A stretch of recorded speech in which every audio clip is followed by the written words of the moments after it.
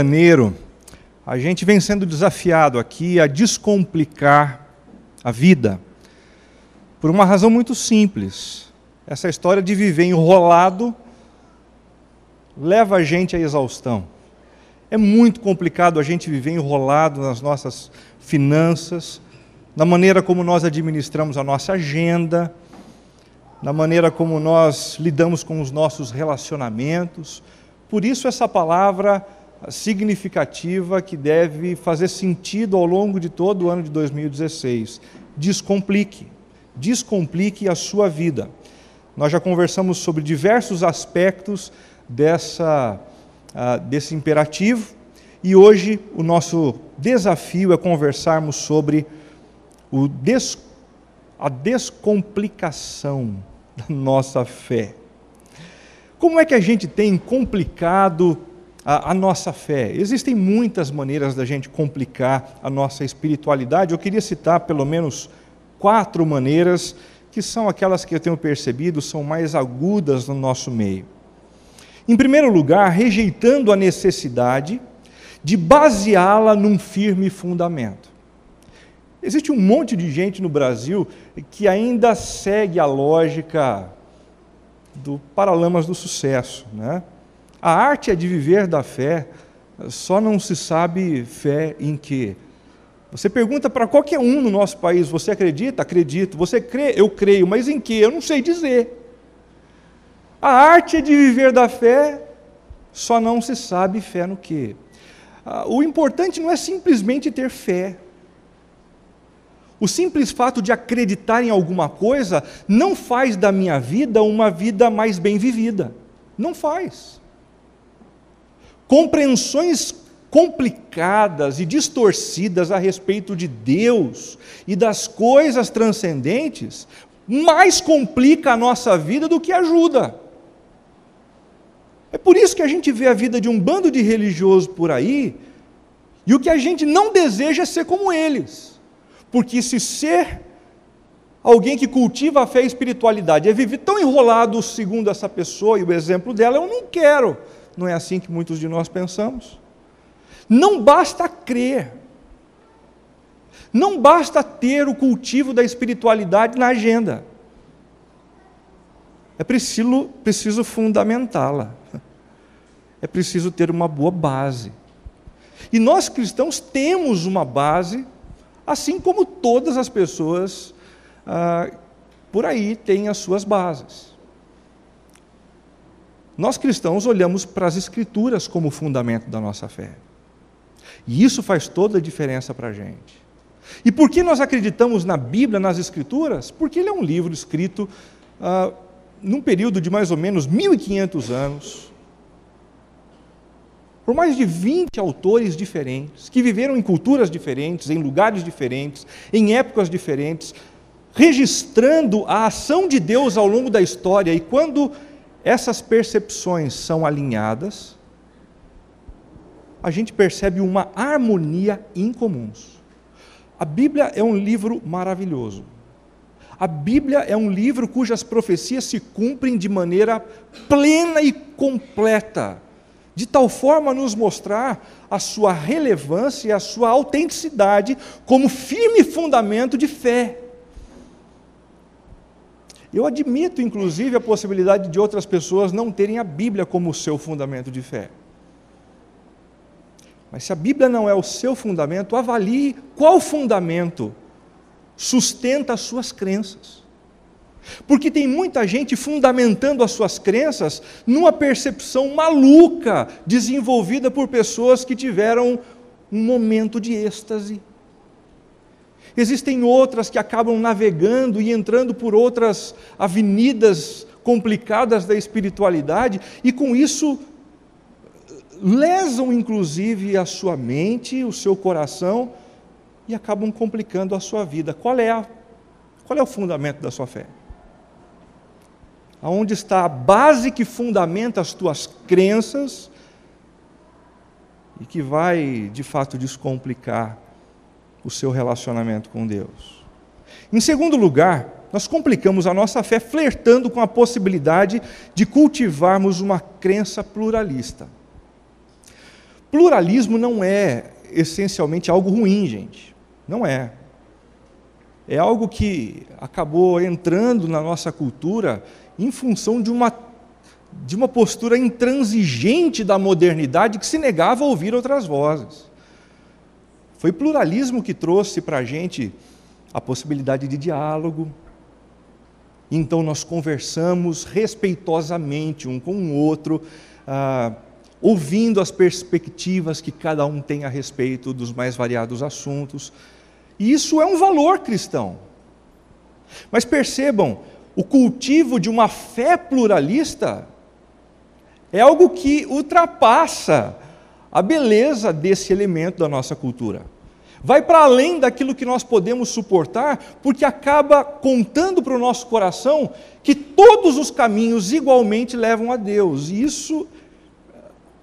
isso, gente, honestamente e intelectualmente não é possível. É como se a gente pegasse a Castelinho e dissesse, olha, quando você chegar na bifurcação, se você pegar a esquerda ou se você pegar a direita, vai dar no mesmo lugar. Não. Na Castelinho existe uma bifurcação, e quando você pega dos dois lados, ou você vai parar em Campinas, ou você vai parar em São Paulo. São opções que a gente faz. E opções que constroem ou que fragmentam o nosso interior devido ao fundamento que possuem. Em terceiro lugar, fazendo adaptações conforme preferências pessoais. Essa é uma outra maneira de complicar a nossa fé, bastante comum. Se eu não consigo ser um cristão, ou pelo menos acreditar na totalidade das Escrituras, eu acabo me apropriando de algumas coisas que fazem sentido para mim, faço vistas grossas para outras coisas, e acabo desenhando uma espiritualidade à la carte, que me satisfaça, que seja adaptável ao meu estilo de vida, aos meus gostos, às minhas preferências. Perceba, isso também é bastante complicado, porque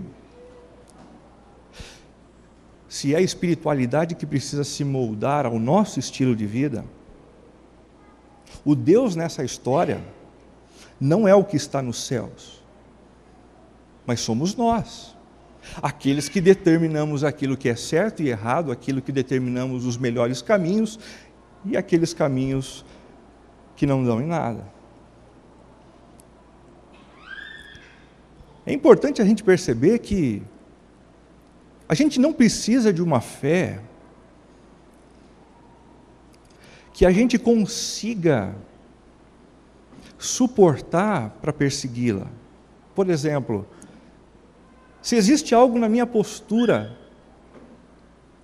que é inconveniente para com aquilo que a palavra diz, eu não preciso mudar a espiritualidade. Eu tenho outro caminho, principalmente na espiritualidade cristã, que é o caminho de reconhecer a minha limitação, de não conseguir seguir a Cristo da maneira como Ele deseja que eu o siga. E Deus nos acolhe dessa forma. Certo de que nós somos limitados e imperfeitos, mas fazer adaptações para que a espiritualidade me sirva. Isso não é espiritualidade, isso é simplesmente a tentativa de construir um universo espiritual onde eu estou no centro. Por último, reduzindo a uma série de ritos e programas religiosos. Quem faz isso? Aqueles que estão há muito tempo numa comunidade cristã, que acabaram perdendo a transcendência. E tudo se resume a um encontro como esse, ao cantar algumas músicas, ao fazer algumas ofertas financeiras, tudo se resume a isso. Com o passar do tempo, essas pessoas começam a sentir no coração a ausência de felicidade, de sentido, e se perdem completamente. São os religiosos a quem Jesus criticou bastante ao longo da sua vida. Bill Hybels, pastor de uma das maiores igrejas cristãs dos Estados Unidos, disse certa vez sobre a maneira como eles estavam lidando com a sua comunidade: cometemos um erro. Ele fez a publicação dessa confissão numa conferência com centenas de milhares de pastores presentes e assistindo pela internet. Nós cometemos um erro. E que erro foi esse? Cometemos um erro. O que deveríamos ter feito quando as pessoas cruzavam a linha de fé e se tornavam cristãos, é que deveríamos ter começado a dizer e ensinar as pessoas a assumir a responsabilidade de alimentarem a si mesmas. Deveríamos ter feito as pessoas aprenderem a ler suas Bíblias entre os cultos, como realizarem práticas espirituais por si próprias, de uma forma muito mais agressiva. Algumas das coisas nas quais investimos milhões de dólares, pensando que realmente ajudariam o nosso povo a crescer e a se desenvolver espiritualmente, quando os dados realmente chegaram de uma pesquisa solicitada por eles, vimos que não estavam ajudando as pessoas tanto assim. Outras coisas nas quais não investimos tanto dinheiro e não designamos tantas pessoas, são as coisas pelas quais nosso povo está clamando. A gente precisa descomplicar a nossa fé, para que então as nossas crenças deem origem a um coração mais alinhado, que busca Deus de uma forma mais assertiva, direta, e que realmente produza os efeitos que a gente tanto almeja obter. O texto de Tiago, capítulo 5, a partir do verso 13, nos orienta a respeito desse assunto. Entre vocês há alguém que está sofrendo, que ele ore. Há alguém que se sente feliz, que ele cante louvores. Entre vocês há alguém que está doente, que ele mande chamar os presbíteros da igreja, para que estes orem sobre ele e o unjam com óleo em nome do Senhor. A oração feita com fé curará o doente. O Senhor o levantará. E se houver cometido pecados, ele será perdoado. Portanto, confessem os seus pecados uns aos outros e orem uns pelos outros para serem curados. A oração de um justo é poderosa e eficaz. Elias era humano como nós. Ele orou fervorosamente para que não chovesse, e não choveu sobre a terra durante 3 anos e meio. Orou outra vez, e os céus enviaram chuva, e a terra produziu seus frutos. Meus irmãos, se algum de vocês se desviar da verdade, e alguém o trouxer de volta, lembrem-se disso.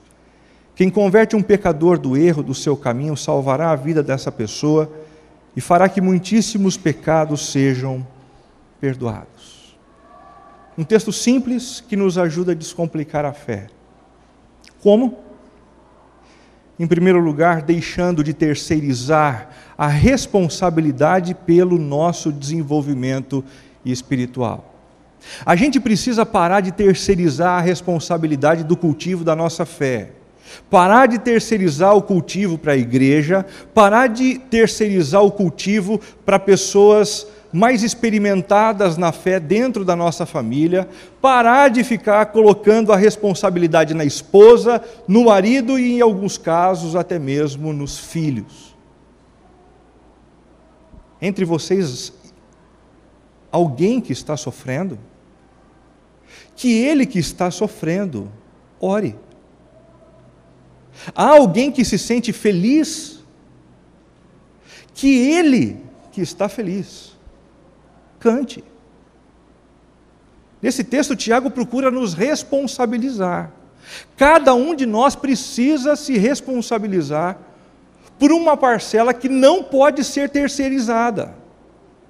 E quando nós não nos responsabilizamos, a nossa vida padece. A nossa vida padece. Por que a terceirização do desenvolvimento espiritual pode complicar tanto a minha vida? Em primeiro lugar, porque espiritualidade desprovida de uma relação vertical não produz a satisfação que o nosso coração tanto almeja. Enquanto a nossa fé for uma fé que depende de relacionamentos horizontais, simplesmente, mais cedo ou mais tarde, a gente escorrega, cai e não levanta mais. Mais cedo ou mais tarde. Porque uma pessoa mais experiente na fé da nossa família, mais cedo ou mais tarde, parte. Uma igreja pode deixar de existir. Um grupo pequeno pode entrar em recesso. E quando isso acontece, o que acontece com a sua fé? Eu quero que você saia daqui hoje consciente de que você tem uma responsabilidade de cultivo da sua fé, de cultivo da sua espiritualidade, e isso não pode ser terceirizado. Em segundo lugar, porque espiritualidade desprovida de orações de clamor pelo meu sofrimento não minimiza a dor que eu tenho, nem a minha ansiedade. O texto bíblico diz assim: há alguém que sofre? Há? Então que ele ore. Você já percebeu que existem pessoas que em meio aos seus problemas, em meio às suas dificuldades, adoram terceirizar isso? Você poderia, por favor, orar por mim? Eu estou passando por uma fase tão difícil, tão complicada, você poderia orar por mim? Não existe problema algum em pedir oração a alguém. Mas como seria curador se a gente respondesse a esse pedido, primeiramente dizendo o seguinte: você já orou sobre isso? Você que está sofrendo já orou sobre o seu problema? Porque quando eu intercedo por alguém que está sofrendo, eu acredito, Deus ouve a oração, Deus se move, Deus pode mudar circunstâncias. Mas quando aquele que está envolvido no problema não ora, não há minimização da dor no coração, não há diminuição da ansiedade, que torna a vida dessa pessoa em sofrimento uma vida muito mal vivida. Você está passando por aflições? Você deseja contar com a ajuda de alguém intercedendo por você nessa comunidade? Vai ter. Mas depois da sua oração, é preciso que você se responsabilize primeiro. É preciso que você busque ao Senhor e o encontre no meio das suas crises.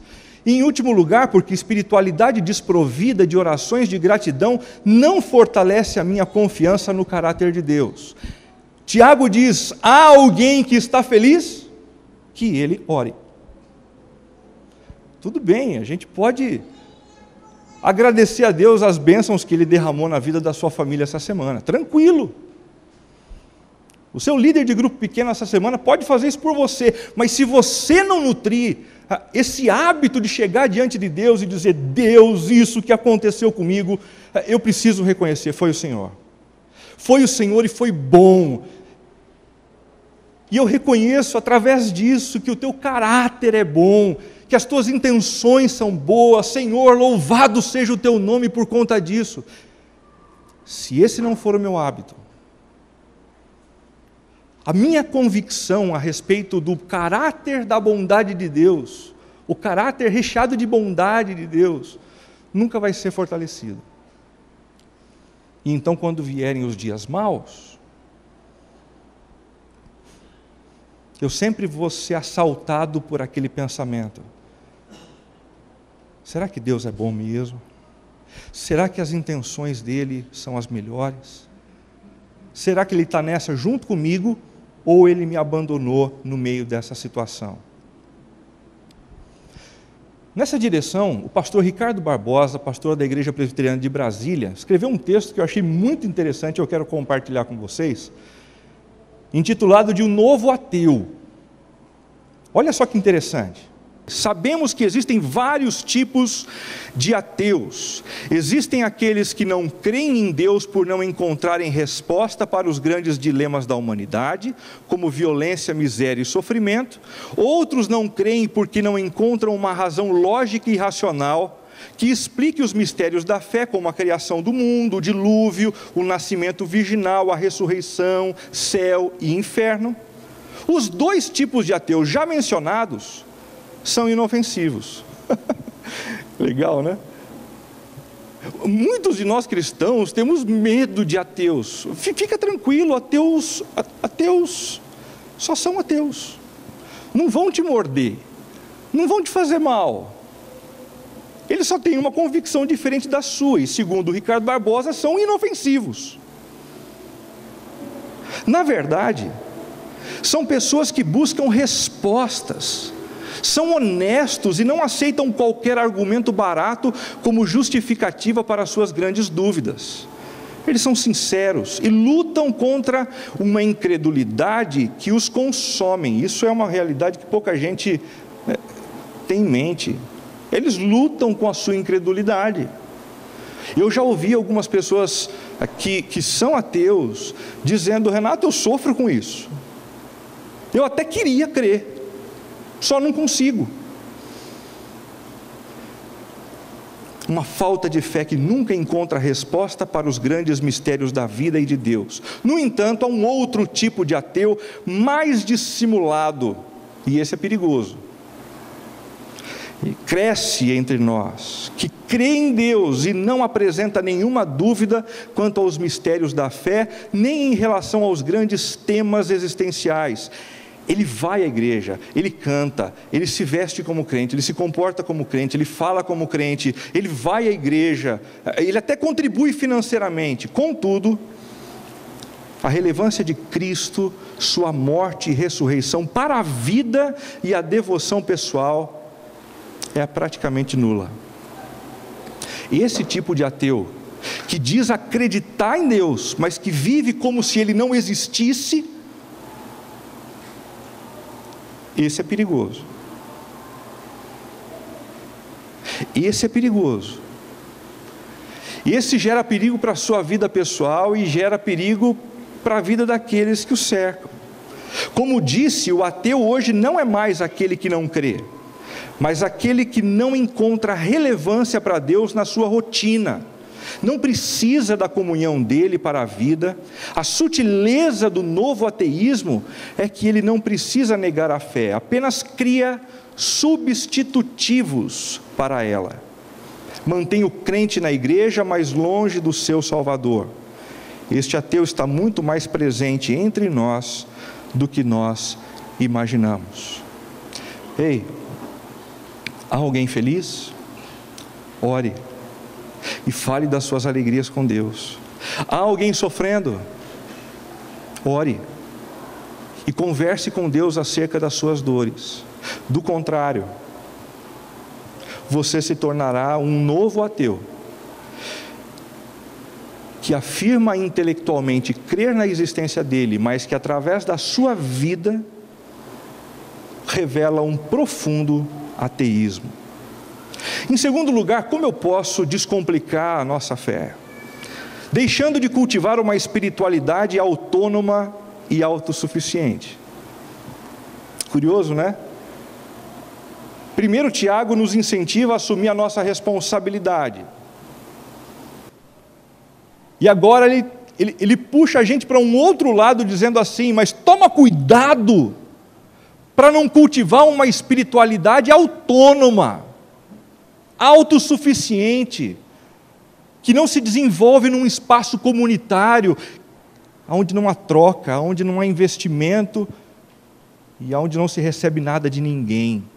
Entre vocês alguém que está doente, que ele mande chamar os presbíteros da igreja, para que estes orem sobre ele e o unjam com óleo em nome do Senhor. Não é curioso esse texto? Para mim é muito curioso. Deus não poderia ouvir a oração do sujeito que está doente e simplesmente curá-lo no lugar onde ele se encontra, sem a ajuda de ninguém? Sim, não precisa. Deus poderia.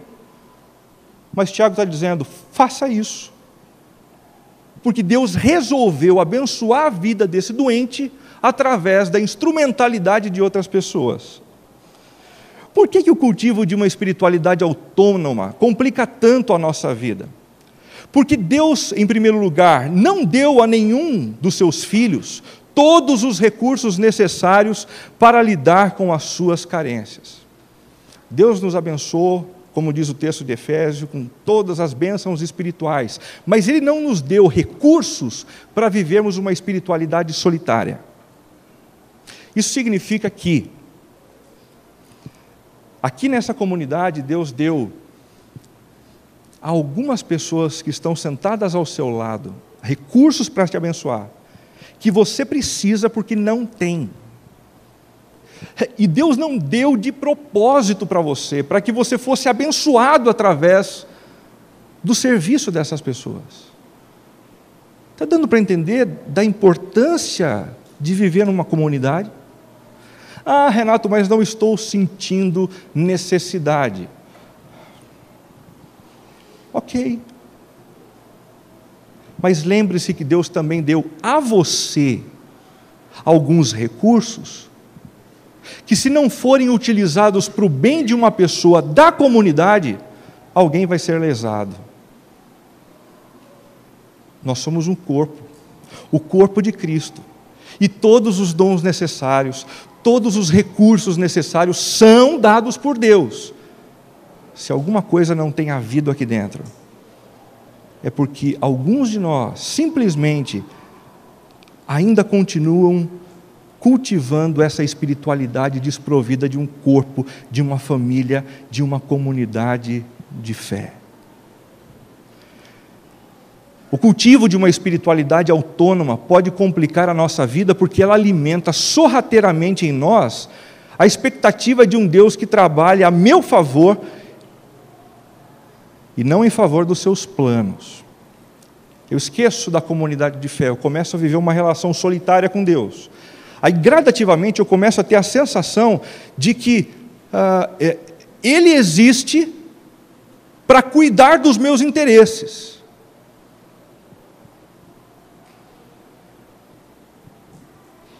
Aí eu passo por um problema e eu olho para cima, Deus, que história é essa? O Senhor não está em cima? Por acaso o Senhor está preocupado com mais alguém? A relação não é entre a gente? Isso é complicado demais. Quando a gente faz parte de uma comunidade, a gente percebe que o nosso sofrimento não é o único sofrimento que existe na face da terra. Eu estou sofrendo, mas tem mais um monte de gente do meu lado sofrendo também. A história da dor de muita gente é a história da dor do povo de Deus, é a história da dor de uma humanidade que vive num ambiente completamente corrompido pelo nosso próprio pecado. E então nós passamos a administrar uma relação mais saudável com esse Deus, que não está simplesmente preocupado comigo, mas preocupado comigo e com os meus irmãos, comigo e com o restante da humanidade. Está difícil de entender? Você é um comerciante, está vivendo num momento delicadíssimo no país por conta da crise financeira. E você só tem uma relação solitária com Deus. Você está com a sensação de que Deus está te passando o pé. Viu? Deixa eu te dizer uma coisa, não está não. Se você participasse de um grupo pequeno da comunidade, você ia perceber que tem muito mais gente sofrendo. Que tem mais gente do seu lado passando por uma fase terrível. E que se vocês vivessem juntos, se apoiando, enfrentar essa tempestade seria um pouco mais fácil. Um pouco mais fácil. Em terceiro lugar, porque ela fragiliza significativamente a fé daqueles que assim vivem, deixando-os muito mais suscetíveis ao pecado. Pessoas que se afastam da convivência comunitária dão os passos na direção do abismo. Tome cuidado. Algumas coisas que pareceriam absurdas a você fazer e dizer, enquanto você vive a vida da comunidade, passam a ser mais normais, quando você se afasta do convívio comunitário. Não deixemos de reunir-nos como igreja, segundo o costume de alguns, mas procuremos encorajar-nos uns aos outros, ainda mais quando vocês veem que se aproxima o dia. Se continuarmos a pecar deliberadamente depois que recebemos o conhecimento da verdade, já não resta sacrifício pelos pecados, mas tão somente uma terrível expectativa de juízo e de fogo intenso que consumirá os inimigos de Deus. Em terceiro lugar, como é que a gente pode descomplicar a nossa fé? Deixando de acreditar que seus pecados íntimos não terão consequências. É isso que Tiago está tentando nos ensinar. Se você fizer de conta que aqueles pecados que você comete no secreto, não fazem mal para ninguém, então não terão consequências mais sérias, isso pode te embaraçar.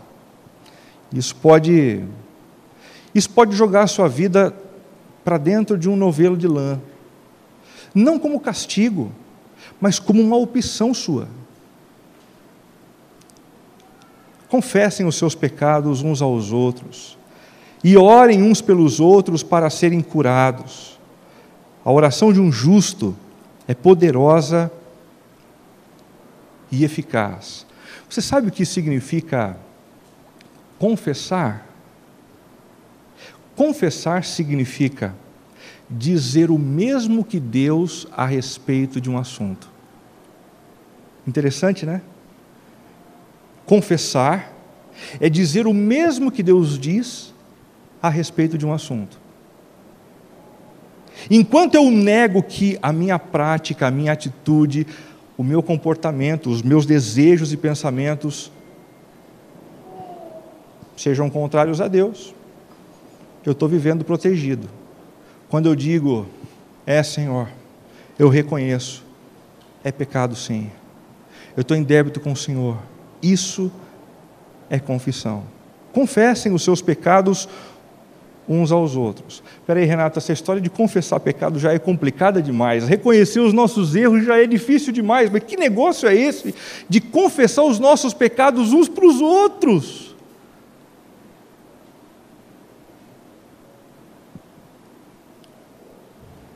Por que a confissão mútua é tão importante assim? Em primeiro lugar, porque muitos dos nossos pecados não são cometidos simplesmente contra Deus, mas contra aqueles que nos cercam também. E, portanto, não adianta você quebrar as coisas e o pau com a sua esposa em casa, no meio de uma briga, e depois procurar o Senhor e dizer assim, Senhor, perdão pela maneira como eu me comportei hoje diante do Senhor na sala. Vai confessar o teu pecado para a tua esposa, meu amigo. Ei, não adianta rasgar com o teu marido na hora do almoço e depois entrar no quarto para tentar se acertar simplesmente com Deus. Se o teu pecado teve implicações na direção de uma outra pessoa, se acerta com ela. Um cristão, ele não é medido, ele não é percebido, ele não é identificado pela capacidade de não errar. Por uma razão muito simples, essa capacidade não existe. Um cristão, a gente percebe quando a gente vê nele humildade. A capacidade de simplesmente chegar diante daquele a quem a gente feriu e machucou para dizer assim, perdão, hein? Perdão. Eu sei, depois de uma disputa, depois de uma crise, depois de um conflito e de uma gritaria, a gente tem um monte de motivo para listar a respeito dos erros dos outros. Mas o texto está dizendo, fica de olho naquilo que é a tua parte e confessa o teu pecado diante de Deus e diante daqueles a quem você feriu. A confissão mútua também é importante porque ela tem o poder de sabotar a nossa consciência cauterizada, levando-nos ao arrependimento diante de Deus. Existem pecados que a gente comete, não tem nada a ver com outras pessoas. São pecados íntimos, meus, não contei para ninguém. Por que é importante confessar esses pecados? Porque às vezes a nossa consciência fica cauterizada. E a gente se acostuma com algumas coisas. E por isso, só desagradar o coração do nosso Deus, a gente acha que está tudo bem. Ei, os nossos pecados íntimos e secretos fazem sangrar o coração do Deus que deu o único filho que Ele tinha para salvar você numa cruz.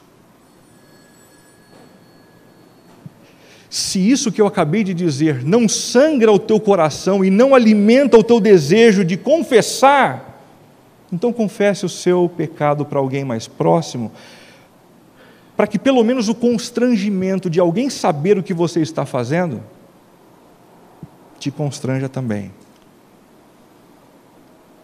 Em terceiro lugar, porque ela cria um ambiente honesto e humilde, onde podemos falar das nossas fraquezas, sem a sensação de sermos julgados arrogantemente. Preste muita atenção no que eu vou dizer.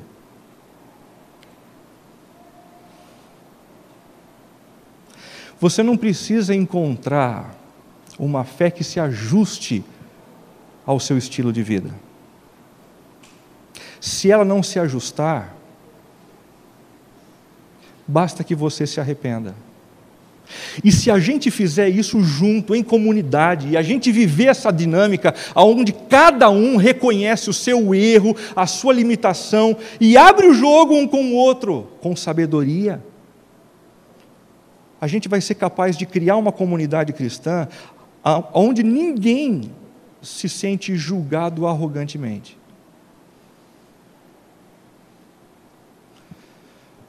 Você está lidando com algum tipo de pecado secreto que está te destruindo.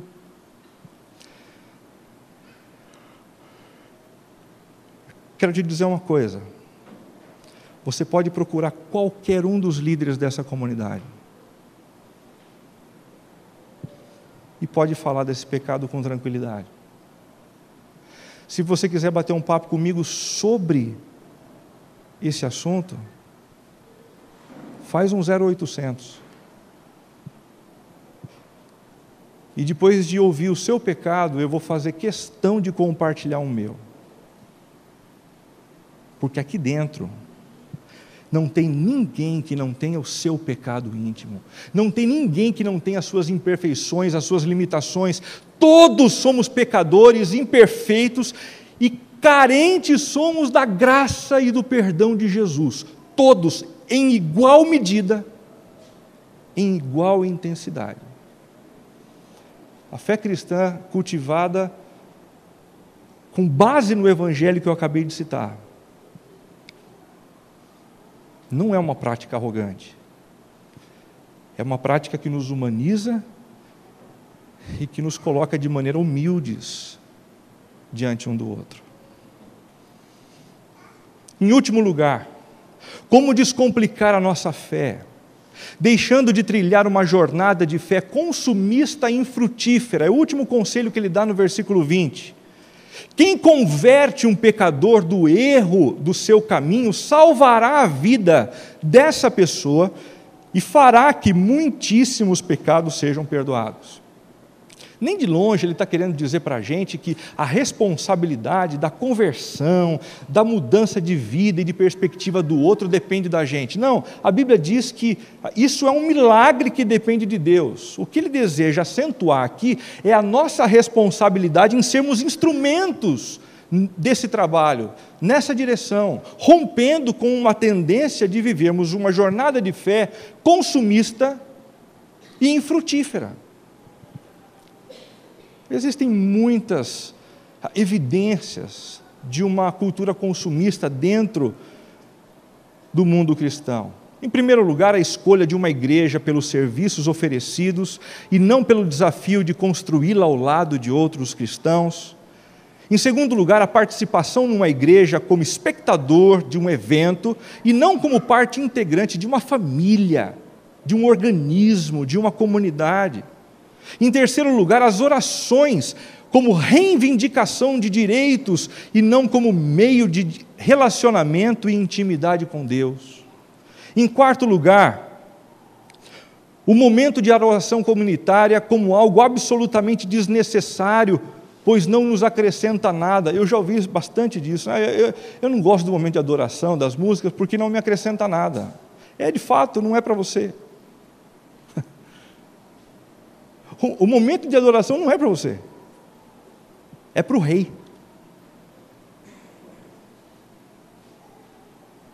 Quinto lugar, o entendimento do trabalho infantil como terceirização da educação cristã e não como apoio à minha responsabilidade.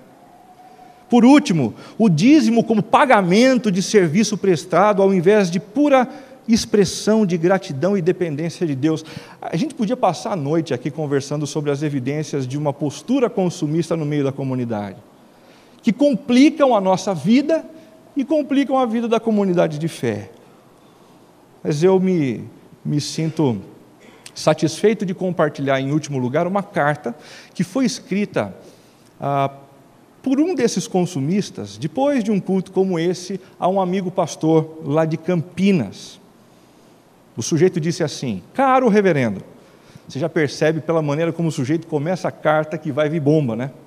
Eu morro de medo desse negócio de oi reverendo, morro de medo. Deu para entender? Estive visitando sua igreja no último domingo e decidi dar-lhe um retorno com as minhas impressões. Primeiramente, parabéns pelo nível de pregação encontrado em sua igreja, pode-se perceber o zelo no preparo e ousadia na comunicação. No entanto, confesso que me senti desconfortável com a sua vestimenta e linguagem informal. Não gostei não, camisa fora da calça, não. Creio que a comunicação das Sagradas Escrituras exige um pouco mais de reverência, viu? Sapatênis, não. Também gostei muito das dependências e do ambiente interno, tudo razoavelmente sinalizado e a harmonia entre as cores é louvável. Sugiro apenas maior cuidado na temperatura ambiente.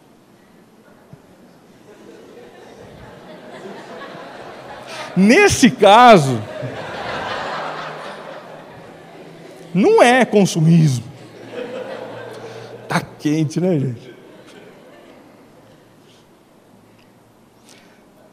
Sentei primeiramente em um local onde um vento gelado, louvado seja Deus, vinha sobre a minha cabeça. Preocupado em não resfriar-me, mudei de local e passei a transpirar de calor. Deus tenha misericórdia.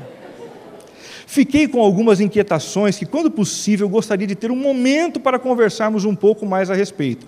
Dentre outras coisas, destaco duas. Primeiramente, eu teria sérias dificuldades em contribuir com uma igreja que investe parte dos seus recursos para transmitir um culto pela internet ou para ajudar no início de outras igrejas em cidades distantes. Que benefício direto esse tipo de investimento traz ao contribuinte? Sentiu vontade de...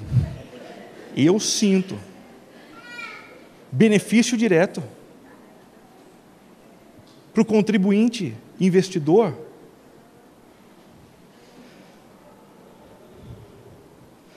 Em segundo lugar, porque esta igreja não privilegia as grandes composições do passado? Porque insistem em músicas do estilo brasileiro, uma cultura notoriamente contaminada pelo pecado. E qual é aquela que não é? Tem alguma? Qual é o estilo celestial? Confesso que para mim seria uma combinação perfeita, sua pregação envolvida pelas clássicas canções cristãs que marcaram tantas gerações do passado. Desculpe-me se fui ousado demais, não, nem tanto, em minhas colocações, mas achei importante o Senhor saber como bons cristãos, à procura de uma igreja, se sentem ao visitar a sua comunidade, cordialmente, e aí o nome foi alterado jocosamente pelo meu amigo, Zé do Consumo Cristão, joãocrentão@matapastor.com.tradição. Viu? a gente precisa frutificar para Deus.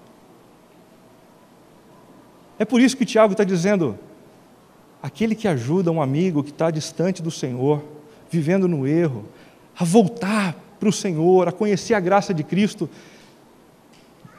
esse sente felicidade, participa disso também.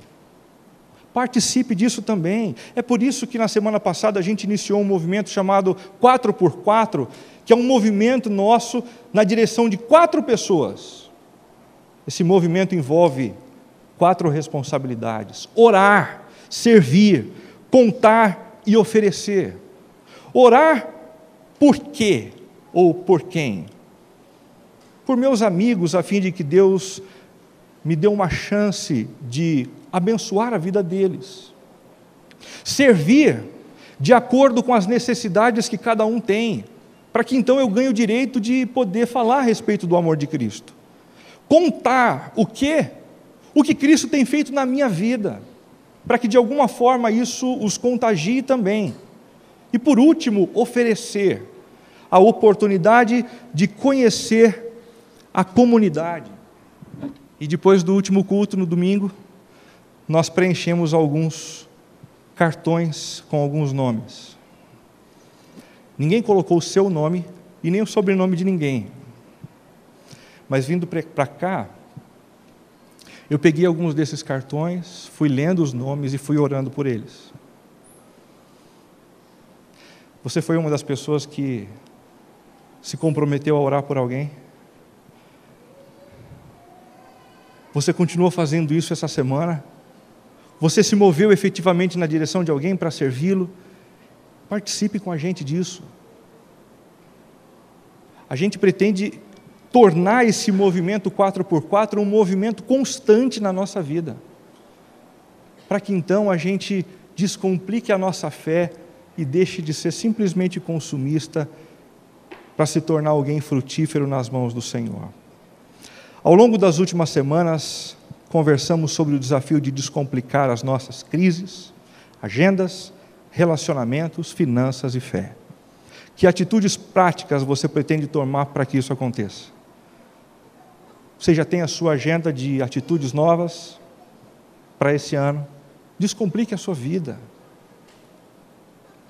Por último, sobretudo lembre-se que até que Cristo volte estaremos todos em obras, tendo que encarar constantemente os nossos erros e as nossas imperfeições e buscar o perdão gracioso que emana da cruz. Você se sente constrangido por causa do seu pecado? Eu também, pelos meus. Mas tudo bem, aqui a gente não alimenta a ideia de que possa haver alguém sem pecado. Juntos nós vamos continuar buscando o perdão de Deus, e juntos nós vamos continuar sendo fortalecidos para cumprir com a missão que Ele nos chamou para fazer. Amém?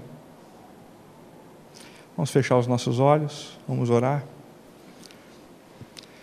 Senhor, nos ajude a descomplicar a fé. Nos ajude, Senhor, a buscá-lo com a inteireza do nosso coração, baseando as nossas convicções na palavra e engajando-nos tanto numa vivência comunitária profunda quanto num exercício de missão que agrade o teu coração. E que assim comece em nós uma nova caminhada, em nova estrada. Isso só será possível se o Senhor estiver conosco, segurar a nossa mão e nos fortalecer no meio do caminho. Por Cristo é que oramos. Amém.